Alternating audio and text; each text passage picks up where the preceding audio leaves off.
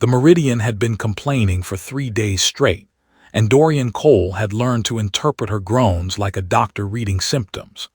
The old exploration vessel creaked through the void with the enthusiasm of a pensioner climbing stairs, her hull plates singing their metallic protests whenever the navigation system demanded another course correction.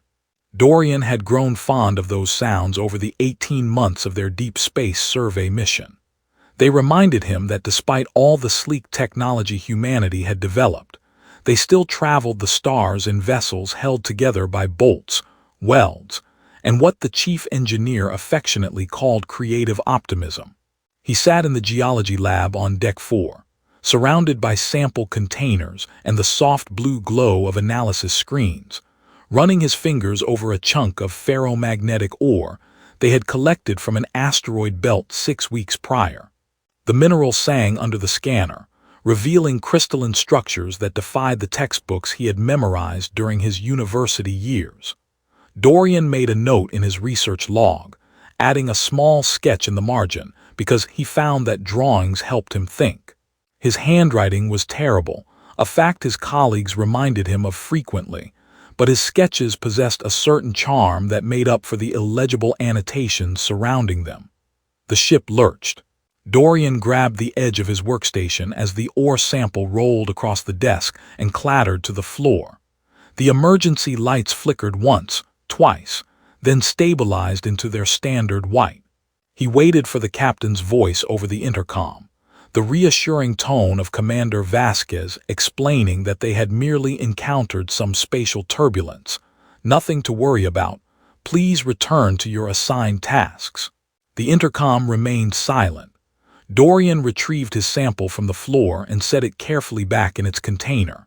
His shoulder ached, that strange, dull throb that had bothered him since childhood, centered on the birthmark that sprawled across his skin like frozen lightning. The ship's medical officer had scanned it twice during the voyage, each time declaring it a harmless pigmentation anomaly with an unusual metallic content. Silver, she had said, studying the results with furrowed brows. Trace amounts of actual silver in your skin cells, probably absorbed during fetal development from some environmental source. Nothing dangerous, just peculiar. Peculiar was a word that had followed Dorian his entire life. His parents had called the mark peculiar when he was born. The doctors had called it peculiar when no treatment could alter or explain it. And every romantic partner he had ever had called it peculiar before running their fingers over the spiral lines with a mixture of fascination and unease. Dorian had made peace with being peculiar long ago. In his experience, the universe itself was peculiar, and anyone who expected otherwise was setting themselves up for disappointment. The ship lurched again, harder this time. Alarms began their shrieking chorus throughout the corridor outside his lab.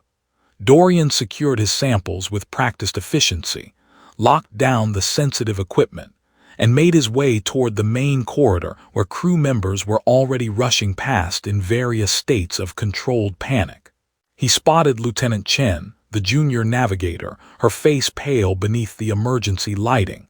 "Well," Dorian said, falling into step beside her, "I assume this means we are not stopping for lunch." "The gravitational readings are impossible," she replied, her voice tight. "We are being pulled toward the planet. All of our thrusters are firing at maximum, and we are still accelerating toward the surface." Dorian considered this information. The planet in question was Verath, a world that had appeared on no survey charts until 3 days ago when their sensors detected its crystalline signature hiding behind a dense asteroid field. They had approached for a routine preliminary scan, the kind of distant observation that preceded any landing decision. The planet had looked beautiful on the monitors, all geometric light patterns and prismatic reflections, like someone had carved an entire world from living gemstone. "On the bright side," he offered, "at least it is a pretty planet to crash into." Lieutenant Chen stared at him with an expression that suggested she did not appreciate his perspective. Dorian shrugged.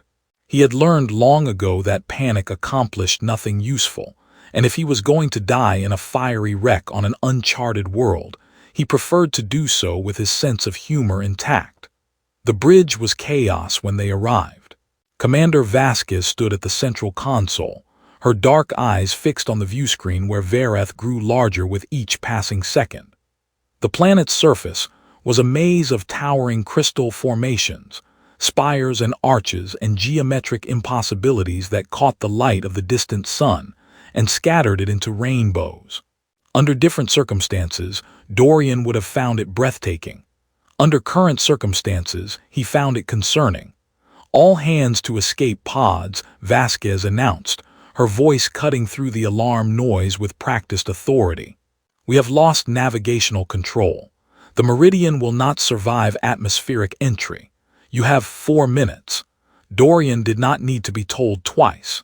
He joined the stream of crew members flowing toward the pod bay, his mind racing through the survival protocols he had memorized during training but never expected to use.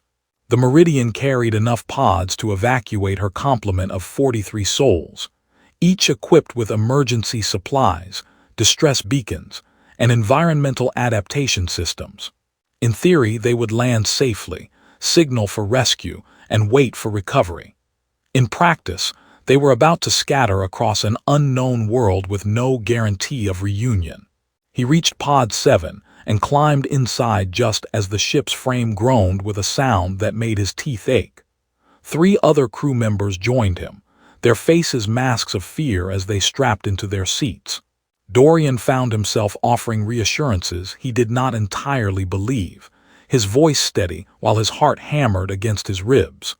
The launch sequence initiated automatically. Dorian felt the pod break free from the dying ship, felt the sickening tumble of uncontrolled descent, felt the heat of atmospheric entry warming the hull around them. Through the tiny viewport, he caught a glimpse of the Meridian above them, her proud form already breaking apart into burning fragments that streaked across the alien sky like falling stars. Then the world became crystal and light and impact, and Dorian Cole knew nothing more. He woke to silence. The emergency lighting inside the pod cast everything in amber, making the scene look like a photograph preserved in ancient resin. He was alone. The seats beside him were empty, their restraints hanging loose, and the pod's hatch stood open to reveal a landscape that stopped his breath in his chest. Crystal spires rose around him like the pipes of some massive organ, their surfaces catching light from a sun that sat low on the horizon. The formations ranged from structures no larger than his hand to towers that stretched hundreds of meters into the pale violet sky.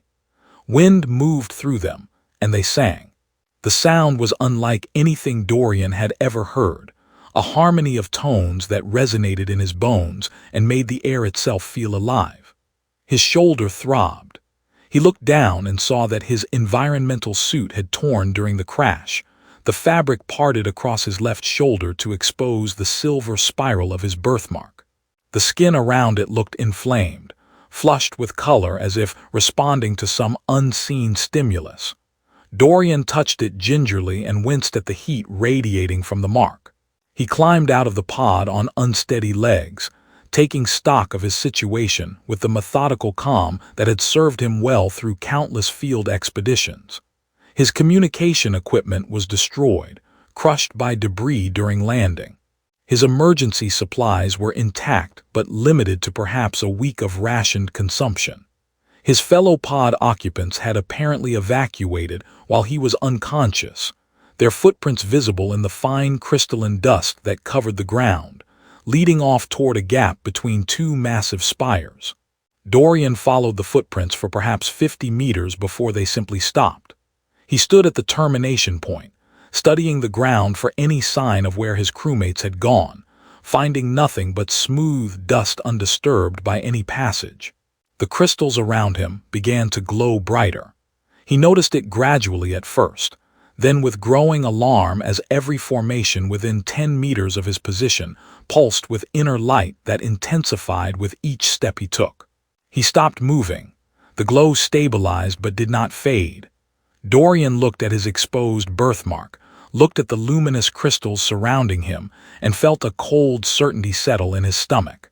Whatever was happening, his presence was the cause. The planet was responding to him, or perhaps more accurately, responding to the mark he carried. Wonderful, he muttered to the empty air. I always wanted to be a human nightlight. Movement caught his eye. Figures emerged from between the crystal spires, tall and graceful, their blue skin catching the ambient light in ways that made them seem carved from the same material as the world around them. Their ears rose to elegant points, swept back against skulls that were otherwise remarkably human in their proportions. They wore armor that appeared to be grown, rather than forged, crystalline plates that moved with their bodies like a second skin. Dorian raised his hand slowly, the universal gesture of peaceful surrender. The figures approached with weapons drawn, their expressions unreadable, their silver eyes fixed on his shoulder where the spiral mark blazed against his pale human skin. They bound his wrists with crystalline filaments that hummed against his skin, not painfully, but with a vibration that seemed to pulse in rhythm with his heartbeat.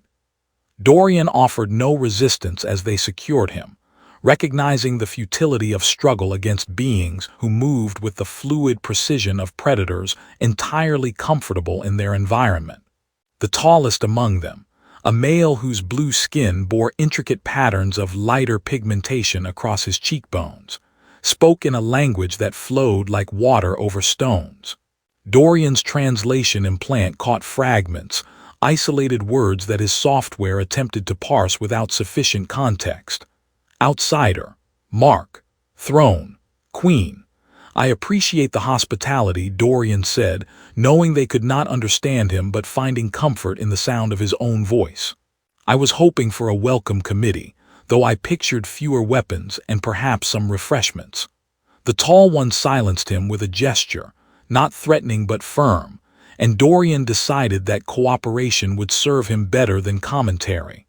They marched him through the crystal forest, their pace brisk but not cruel, allowing him time to navigate the uneven terrain without stumbling. The formations around them grew larger as they traveled, evolving from the scattered spires near his crash site into organized structures that suggested architecture rather than geology. Bridges of transparent material arched between towers, and in the distance, Dorian could see what appeared to be buildings carved directly into massive crystalline outcroppings, their windows glowing with warm light that spoke of habitation. The sun descended toward the horizon, painting the sky in shades of amber and violet that refracted through the crystal landscape, until the entire world seemed ablaze with color. Dorian found himself captivated despite his circumstances, his xenogeologist's mind cataloging observations even as his survival instincts screamed about the danger of his situation. The mineral composition here was unlike anything in human databases. The crystals appeared to conduct and store light, releasing it gradually as the sun faded, creating a twilight that glowed from the ground up rather than filtering down from above. His captors led him into what could only be called a city, though it bore no resemblance to any human settlement Dorian had ever seen. The architecture flowed organically between crystal formations, buildings that seemed grown rather than constructed, their walls translucent enough to reveal shadowy movements within. Verathians emerged to watch their procession, their silver eyes tracking him with expressions that ranged from curiosity to suspicion, to something that looked almost like hope. Children pressed against their parents, pointing at the strange creature with the wrong-colored skin, and Dorian offered them a small wave that made them scatter in giggling alarm. The central structure dominated the city like a frozen flame, a tower of spiraling crystal that caught the fading light and held it prisoner within its faceted walls. Dorian's translator continued its struggle with the ambient conversation, catching more words now as his software adapted to the phonetic patterns of Verathian speech. Prophecy, bonded, waiting. The words repeated in various combinations, spoken by voices that carried tones of reverence and disbelief in equal measure. They ascended a staircase that wound around the central tower, each step carved from a different shade of crystal that produced musical notes beneath their feet. Dorian counted the steps out of habit, losing track somewhere around 200, when the stairs opened onto a vast chamber that stole his breath and his count simultaneously. The throne room of Verath stretched before him like a cathedral of frozen starlight, its vaulted ceiling so high that clouds had formed in the upper reaches, drifting lazily between crystal chandeliers that held captured light from a dozen different suns. Thousands of Verathians filled the space, arranged in concentric rings around a central dais where a throne of impossible beauty waited. The throne appeared to be carved from solidified light, its form shifting subtly as Dorian watched, never quite the same shape twice, always suggesting majesty without committing to a single expression of it. And upon the throne sat a figure that silenced every thought in his head. Queen Seylith rose as he entered, and the movement rippled through the assembled crowd like wind through tall grass. She was tall even by Verathian standards, her blue skin darker than her subjects, deeper, like the heart of an ocean where light barely penetrated. Her ears swept back in elegant curves that framed a face of sharp angles and devastating beauty, her cheekbones high, her jaw defined, her lips the pale silver of morning frost. But it was her eyes that held him, ancient silver pools that had witnessed centuries pass like seasons, that carried the weight of responsibility and the patience of stone. She descended from the throne, each step deliberate, her gaze fixed not on his face but lower, on the shoulder where his torn suit revealed the spiral mark that had defined his existence. The crowd parted before her as if she were a blade and they were water, and Dorian found himself unable to move, unable to speak, barely able to breathe as she approached. The guards who had captured him fell to their knees. The gesture spread through the chamber like a wave, thousands of Verathians prostrating themselves until only Dorian and the Queen remained standing. Her slender fingers trembled as she reached toward his shoulder, hovering above the silver spiral without quite touching, as if afraid that contact might prove it an illusion. "The bonded one," she whispered, and his translator rendered the words with perfect clarity, catching the crack in her voice, the break in composure that spoke of hopes held for so long they had become indistinguishable from despair. "We have waited 3,000 years. Dorian's mouth opened and closed several times before words emerged. 3,000 years is a considerable wait.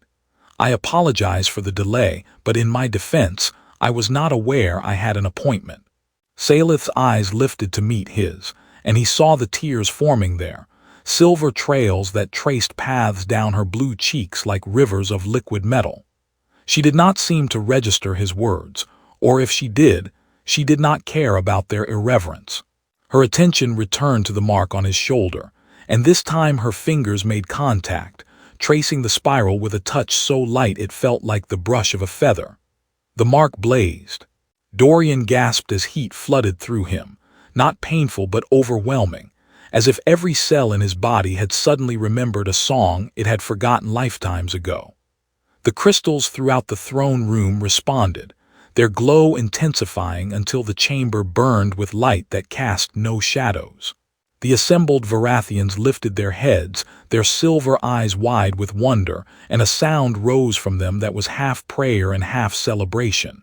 "It really is you," Seylith breathed. "The mark responds. The crystals sing. After all this time, after all the false hopes and bitter disappointments, you have finally come. I am fairly certain there has been some mistake," Dorian managed, though his voice sounded distant to his own ears. "I am just a geologist. I study rocks. Admittedly, I study rocks for a living, and you appear to live on a planet made entirely of rocks, but I assure you that I am not qualified to be whatever you believe I am." The Queen's hand moved from his shoulder to his face, cupping his cheek with a tenderness that seemed to surprise her as much as it surprised him. Her skin was cool against his, smooth and soft, and her touch sent another pulse of warmth through the mark on his shoulder. She studied his features with an intensity that made him feel exposed in ways that had nothing to do with his torn suit. "The prophecy spoke of doubt," she said, her voice steadying as she regained her composure. "It warned that the bonded one would not know himself, would not understand the significance of what he carried. You are exactly as you were meant to be. Dorian looked around the chamber at the thousands of faces, now turned toward him with expressions of desperate hope. He looked at the impossible architecture, the frozen light, the world of crystal and wonder that surrounded him. He looked at the queen whose ancient eyes held pain and longing in equal measure, whose touch on his face felt like an anchor in a storm he did not understand. "I believe," he said slowly, "that I am going to need a considerably longer explanation than you have provided thus far." Seylith smiled, the expression transforming her face from regal severity to something warmer, something almost human. "Yes," she agreed, "I believe you will. But first, let me welcome you properly to Verath, home of the crystal singers, keepers of the frozen light, and for 3,000 years, the people who have awaited your arrival." She released his face and stepped back, gesturing to the chamber around them with one elegant hand. "Welcome home, bonded one. We have much to discuss."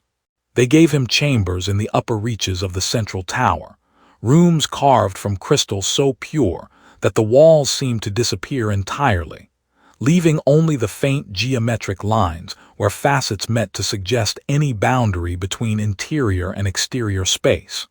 Dorian stood at what he assumed was a window, watching the city of Verath pulse with bioluminescent rhythm as its inhabitants settled into their evening routines. The lights moved like breath, expanding and contracting in patterns that suggested some underlying heartbeat to the entire civilization.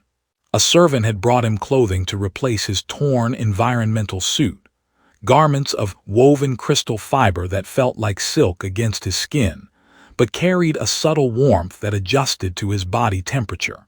He had examined them with professional curiosity before putting them on, noting the way the threads caught and held light, releasing it gradually to create a soft glow around the wearer. The Verathians had mastered material science in ways that human engineers would spend decades attempting to replicate. His shoulder still tingled where Seylith had touched him. The mark had calmed since their encounter in the throne room, returning to its usual silver shimmer, but Dorian could feel something different in it now. An awareness, perhaps. A sense that the spiral pattern was no longer merely decorative but active, connected to something larger than himself. He found the sensation unsettling in ways he could not articulate.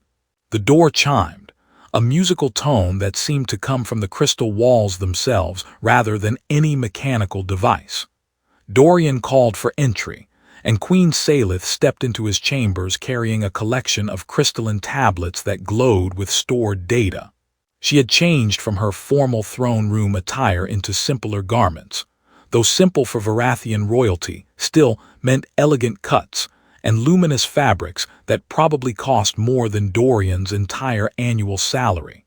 Her hair, which had been bound in an elaborate arrangement of braids and crystal ornaments, now fell loose around her shoulders in waves of deep indigo that caught the ambient light. "I hope the accommodations are acceptable," she said, setting the tablets on a table that grew from the floor like a frozen fountain. "I realize they must seem strange compared to what you are accustomed to." Dorian gestured at the transparent walls, the furniture that seemed to have sprouted rather than been placed, the ceiling that displayed what appeared to be a real-time map of stellar movements. "Strange is one word for it. I was going to suggest that my apartment back on Earth could use some renovation tips from your interior designers, but I suspect the style would not translate well to buildings made of concrete and regret." Seylith's lips curved in what might have been amusement. She moved to the window where he had been standing, her silver eyes scanning the city below with an expression that mixed pride with something heavier. "I have brought the historical records you requested. The prophecy and its origins, the nature of the mark you carry, the circumstances that led my people to wait 3,000 years for your arrival." She paused, her elegant ears tilting slightly backward in what Dorian was beginning to recognize as a gesture of uncertainty.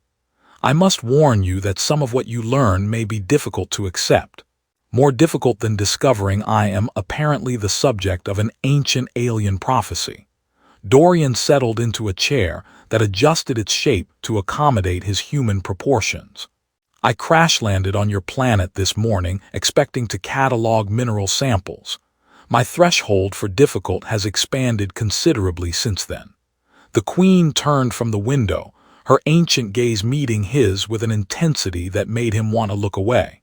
She crossed the room and took a seat across from him, close enough that he could smell the subtle fragrance that clung to her skin, something floral and crystalline that had no equivalent in his experience. She activated the first tablet, and holographic text spiraled into the air between them, characters in a language he could not read. 3,047 years ago, she began, her voice taking on the cadence of ritual recitation. The last of our great oracles entered the crystal sleep. Her name was Verath, and she had guided our people for over 2 centuries with visions drawn from the resonance of our world. Before she passed into the deep dreaming, she spoke a final prophecy that has shaped every decision my people have made since. Seylith gestured, and the holographic text rearranged itself into images. Dorian watched as crystalline representations formed a narrative, showing a figure that might have been the oracle, a woman of advanced age whose blue skin had paled to almost white. She lay upon a bed of living crystal, her eyes closed, her lips moving in speech that the historical recording had somehow preserved across millennia. From beyond the stars shall come the bonded one, Seylith translated as the oracle's image spoke, bearing the spiral of convergence upon their flesh, marked from birth by the joining of 2 worlds. When Verath faces its greatest darkness, when the light begins to fade and hope becomes memory, the bonded one shall arrive to fulfill the ancient compact. Dorian watched the images shift, showing the spiral mark he had carried his entire life, rendered in crystalline detail that matched his birthmark precisely. The sight sent a chill through him that had nothing to do with the temperature of the room. That is definitely my mark. I have stared at it in enough mirrors to recognize the pattern. The spiral of convergence is not merely a symbol, Seylith explained. It is a key, a biological interface encoded into your very cells, designed to interact with the crystalline matrices that form the foundation of our world. The oracle's vision showed us that this mark would appear on one of the star travelers, beings from a world called Earth who would venture into the cosmos seeking knowledge. Dorian's mind raced through the implications. You knew about humanity. 3,000 years ago, your oracle saw our species before we had even developed space travel. Verath saw many things that we did not understand at the time. The Queen's expression grew troubled, her elegant features tightening with remembered frustration. She described your ships, your appearance, your tendency to make jokes in moments of crisis. She paused, glancing at Dorian with what might have been dry humor. That last detail seemed improbable until I met you. I prefer to think of it as maintaining morale under pressure.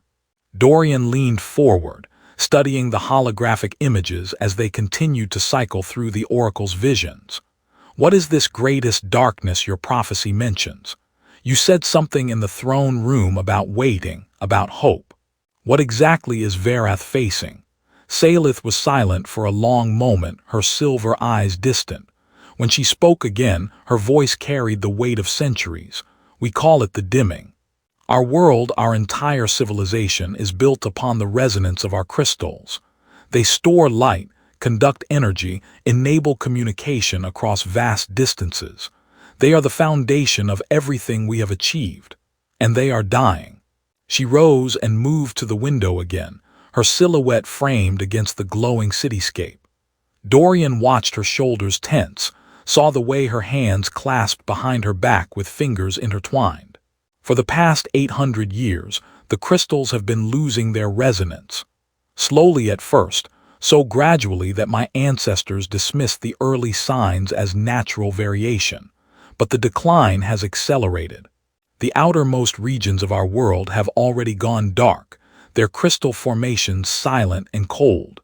If the process continues, our entire civilization will fail within 3 generations. The holographic display shifted to show maps of Verath, regions marked in varying shades that clearly indicated the spread of this dimming from the planet's edges toward its core. Dorian studied the progression with growing unease, recognizing the pattern of systemic collapse that no amount of technological intervention had apparently been able to halt. Your scientists cannot determine the cause. We have tried everything, Seylith replied, and for the first time he heard despair beneath her composed exterior. Every generation has produced researchers who dedicated their lives to understanding the dimming, to reversing it. All have failed. The prophecy of Velindris became our only remaining hope. The bonded one would come, bearing the key that could restore what was lost. She turned to face him, her ancient eyes holding his with desperate intensity. And now you are here, Dorian Cole of Earth. You carry the mark that our oracle described. The crystals respond to your presence in ways they have not responded to anything in centuries.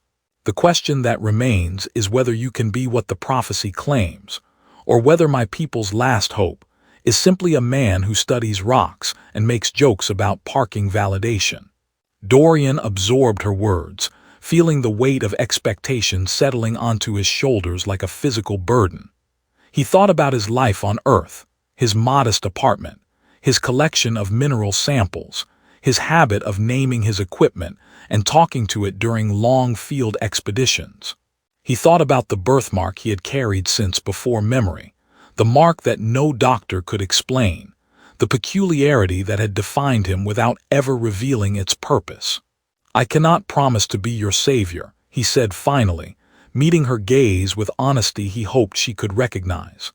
I do not understand what is happening to me or why this mark exists or how it connects to your world. But I can promise to try. Your people have waited 3,000 years. The least I can do is make an honest effort before concluding that the universe has made a terrible mistake.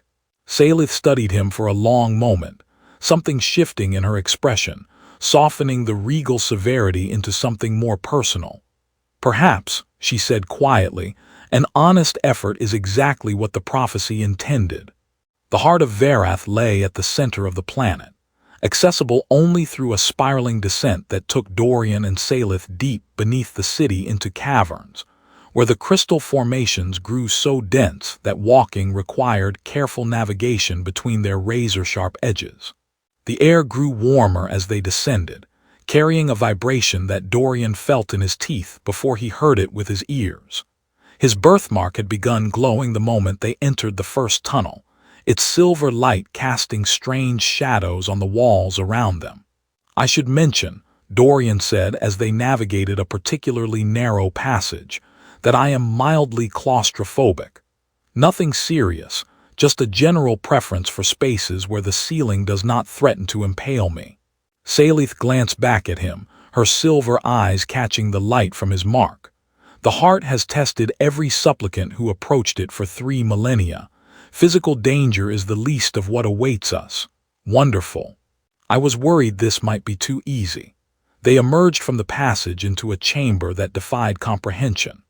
The heart of Verath hung suspended in the center of a hollow sphere, a crystal formation larger than any building Dorian had ever seen, its facets containing light that seemed to come from somewhere beyond normal space. Colors existed within it that he had no names for, hues that human eyes had never evolved to perceive, yet here they were, burning themselves into his memory. The chamber walls were lined with thousands of Verathians who had gathered to witness the ceremony, their blue faces illuminated by the heart's radiance, their expressions carrying the desperate hope of a people facing extinction. High Counselor Verath stood at the ceremonial platform, his opposition to Dorian's legitimacy written in every rigid line of his posture. He had argued against this ceremony for 3 days, demanding additional proof, questioning the authenticity of the mark, suggesting that the prophecy had been misinterpreted. Seylith had overruled him, but his faction remained numerous and vocal. If Dorian failed here, they would have all the justification they needed to reject him entirely. The bonded one must touch the heart, Verath announced, his voice carrying through the chamber with practiced authority. If the prophecy speaks true, the crystal will recognize him and reveal the path to our salvation. If the prophecy speaks false, the heart will reject him as it has rejected every other who dared to claim the title. Dorian looked at Seylith, finding her silver eyes already fixed on him. Over the past days they had spent together, studying the archives, discussing the prophecy, sharing meals in her private chambers while she taught him about her world, and he told her stories of Earth that made her laugh. Something had grown between them. Not love, perhaps, not yet, but the foundation upon which love might build. A connection that felt older than their meeting, deeper than their brief acquaintance should allow. "Whatever happens," she said quietly, stepping close enough that only he could hear, "you have already given my people something they had lost." Hope is not a small gift. Dorian Cole. He wanted to make a joke, to deflect the weight of the moment with humor as he had done his entire life. But looking into her ancient eyes, seeing the vulnerability she had hidden behind centuries of composed rule, he found that jokes would not come. Instead he reached out and touched her face, brushing his fingers across her blue cheek in an echo of how she had touched him in the throne room. "I will try not to disappoint," he said. He turned and walked toward the heart, feeling the vibration intensify with each step. The mark on his shoulder blazed brighter, sending pulses of warmth through his entire body. Memories surfaced unbidden, moments from his life that he had nearly forgotten. His mother's voice singing him to sleep. His father's hands teaching him to identify minerals by touch. The first time he had looked at the stars and felt the inexplicable certainty that something out there was waiting for him. The heart loomed above him, its surface alive with moving light. Dorian raised his hand, watching his own fingers tremble, and pressed his palm against the crystal. The universe opened.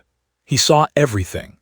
The ancient compact between two worlds, forged when humanity was still young and Verath was at the height of its glory.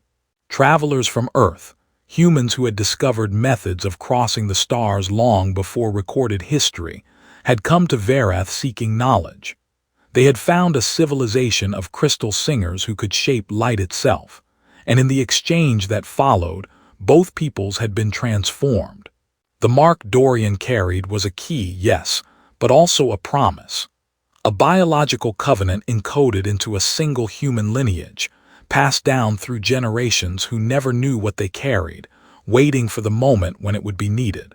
He saw the dimming's true cause, not decay or natural decline, but a severing.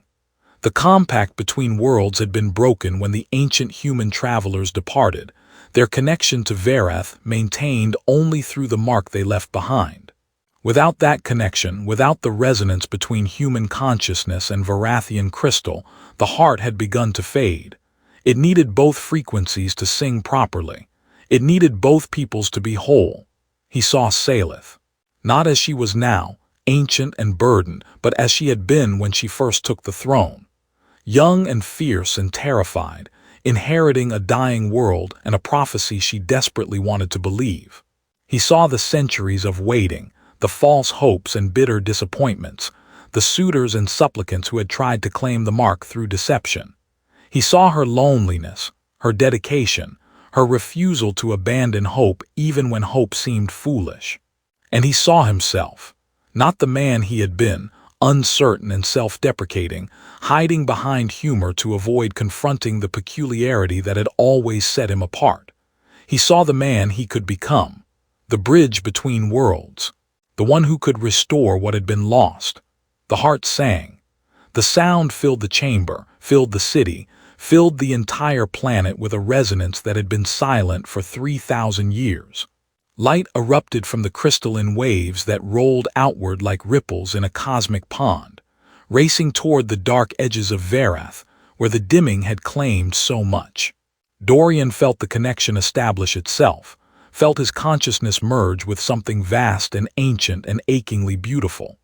When he opened his eyes, he was lying on the platform with Seylith kneeling beside him, her hands gripping his, her face wet with silver tears. The heart blazed above them with light that seemed somehow warmer, more alive than before. And throughout the chamber, the assembled Verathians were singing, their voices joining the crystal's resonance in a harmony that shook the walls. "The mark," Seylith breathed. "Look at your mark." Dorian looked. The spiral on his shoulder had changed, its silver lines now interwoven with threads of blue that matched Seylith's skin exactly. The pattern pulsed with light that synchronized with the heart's rhythm, with the song of the crystals, with the heartbeat of an entire world. "The dimming will reverse," he said, knowing it without understanding how he knew. "The connection is restored. Your world will heal." "Our world," Seylith corrected, her fingers tightening on his. "The compact joins us, Dorian, Earth and Verath, human and crystal singer. You are not a visitor here. You never were." High Counselor Verath had fallen to his knees with the rest, his opposition shattered by the undeniable evidence of the heart's acceptance. The ceremony had proven what the prophecy had promised. The bonded one had come, and Verath would survive. Dorian sat up slowly, still holding Seylith's hands, and looked around at the chamber full of singing Verathians. He thought about the Meridian, about his scattered crewmates somewhere on this crystal world, about the life he had left behind on Earth. He thought about his apartment and his mineral samples and the comfortable insignificance he had wrapped around himself like armor. He did not miss it. "I suppose," he said, meeting Seylith's silver eyes with a smile that felt different than any he had worn before, "that I should cancel my return flight." The Queen of Verath laughed, the sound bright and young and free of the weight she had carried for so long. She pulled him to his feet and turned to face her people, their joined hands raised in triumph. The heart sang around them, the crystals of Verath awakening from their long slumber, and somewhere in the distance, light was returning to places that had known only darkness for centuries. Dorian Cole had spent his entire life feeling peculiar, feeling out of place, feeling like he was waiting for something he could not name. Standing in the heart of an alien world with the hand of a queen in his, watching light restore hope to a civilization that had waited 3,000 years for him, he finally understood what he had been waiting for. He had been waiting to come home,